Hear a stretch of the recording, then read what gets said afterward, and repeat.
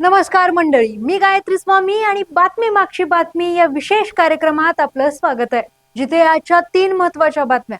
यात चूक करणाऱ्यांना देवेंद्र फडणवीस यांनी साथ दिली, मनोज जरांगे यांचा हल्लाबोल.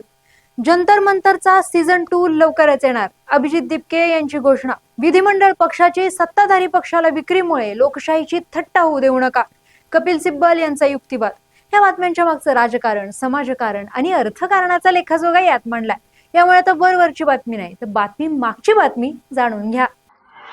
बाबा खूप बोर होतंय, काहीतरी नवीन फ्रेश ऑर्डर करा ना. माझ्याकडे एक सरप्राईज आहे. गोकुळचा आस्वाद परंपरेचा, गोकुळ आईस्क्रीम सोबती प्रत्येक क्षणाचा. गोकुळ आईस्क्रीम.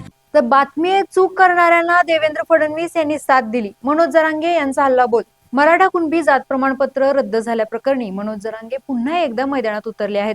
यावेळी चंद्रशेखर बावनकुळे यांच्या पत्रामुळे कुणबी जात प्रमाणपत्र रद्द झाल्याचा आरोप मनोज जरांगे यांनी केला होता. यामुळे मिळालेले 10% आरक्षणही धोक्यात आल्याचे त्यांचे मत होते. यासाठी 29 ऑगस्टला पुन्हा एकदा मराठा आरक्षणासाठी आंदोलन केले जाणार आहे. याच्याच पार्श्वभूमीवर आज एका जाहीर सभेत बोलताना मनोज जरांगे म्हणाले की सरकारने झालेली चूक सुधारण्याऐवजी मराठ्यांनाच नावं ठेवायला सुरुवात केली. बावनकुळे यांनी चूक केली असं सरकारनं म्हणायला हवं होतं, पण देवेंद्र फडणवीस यांनी त्यांनाच साथ दिली.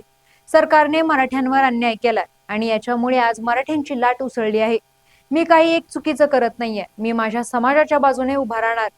मनोज जरांगे यांच्या इशाऱ्यामुळे महाराष्ट्राचं राजकारण पुन्हा एकदा मराठा आरक्षणावरून तापलं आहे. बातमी आहे, जंतर मंतरचा सीझन 2 लवकरच येणार, अभिजित दिपके यांची घोषणा.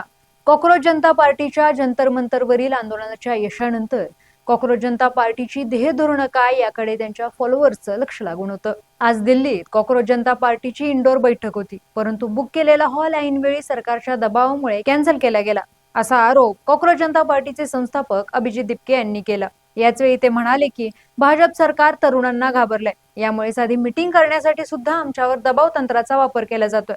पण सरकारला एवढंच सांगू इच्छितो की तुम्ही आम्हाला कितीही घाबरवा, आम्ही घाबरणार नाही. पुढे अमित शहा यांच्याबाबत प्रश्न विचारला असता ते म्हणाले की अमित शहा संसदेपासून का पळ काढतात. 20 जुलैला विद्यार्थ्यांवर झालेला लाठीचार्ज, पॅलेट गनच्या हल्ल्याबाबत अमित शहा यांनी संसदेत माफी मागावी, कारण त्यांच्याच सूचनेनुसार विद्यार्थ्यांवर पोलिसांकडून हल्ला झाला.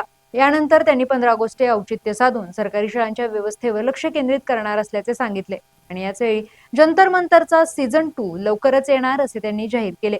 बातमी आहे, विधिमंडळ पक्षाची सत्ताधारी पक्षाला विक्रीमुळे लोकशाहीची थट्टा होऊ देऊ नका, कपिल सिब्बल यांचा युक्तिवाद.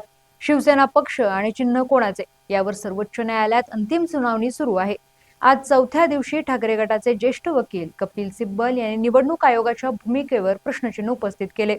आजच्या सुनावणीत नक्की काय झालं याचा थोडक्यात आढावा घेऊयात.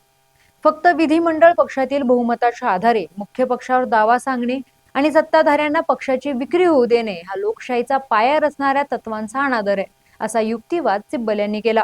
सुनावणी दरम्यान सिब्बल यांनी 2018 मधील पक्षाच्या घटनेशी संबंधित उपनिवडणूक आयुक्तांच्या सही शिक्क्याचा दस्तावेज न्यायालयात सादर केला. निवडणूक आयोगाने विशिष्ट निष्कर्षापर्यंत पोहोचण्यासाठी संघटनात्मक बहुमत आणि पक्षाची लोकशाहीवादी राज्यघटना जाणीवपूर्वक बाजूला सारल्याचा आरोप त्यांनी केला. आधी बेकायदेशीरपणे मुख्यमंत्री करायचे आणि मग त्यांच्या प्रभावामुळे लोक पाठिंबा देतात म्हणून त्यांनाच मूळ पक्ष मानायचे, हा तर्क अत्यंत घातक आहे, असं सांगत सिब्बल यांनी या प्रकारामुळे देशातील कोणतीही लोकशाही सरकारे पाडली जाऊ शकतात अशी भीती व्यक्त केली.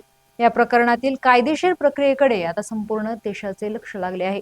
धन्यवाद आणि पाहत राहा सकलम.